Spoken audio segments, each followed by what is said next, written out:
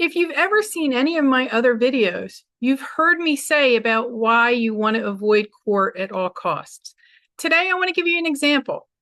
Hi, my name is Melissa Fecak, and I'm with South Jersey Divorce Solutions, where I practice in family law, mediation, and collaborative divorce.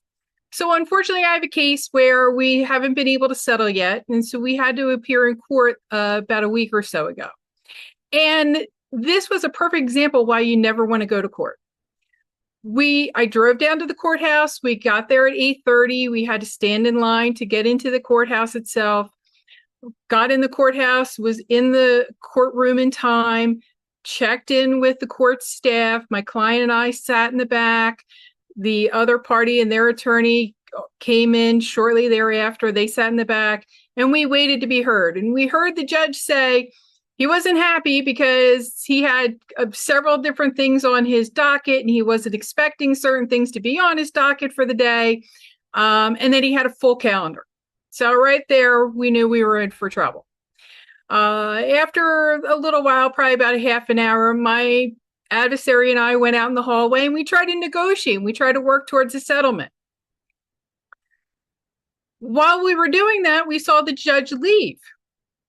And we went into the courtroom and they said, "Oh, come back in a little bit. We'll check in and we'll see where you're at on the calendar."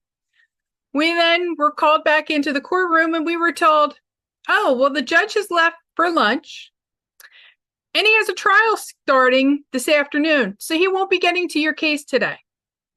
Now, my adversary and I had gotten to the courthouse around 8:30. This was at 12:30 in the afternoon. So we had been there for 4 hours. And the bottom line is we went to court to have nothing occur.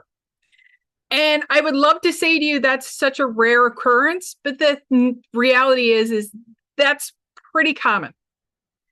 And this is a situation where my client now had to pay for me to sit there all that time.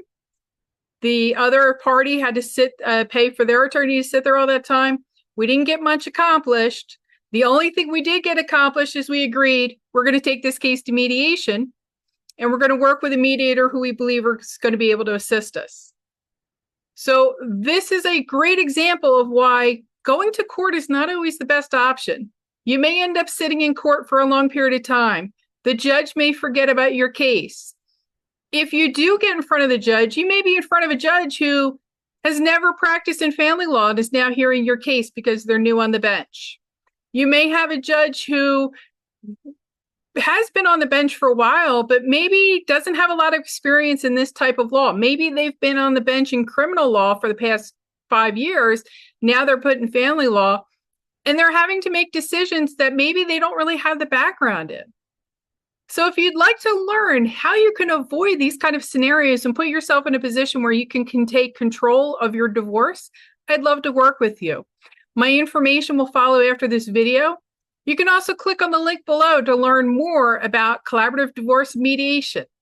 Again, I'm Melissa Fecak from South Jersey Divorce Solutions.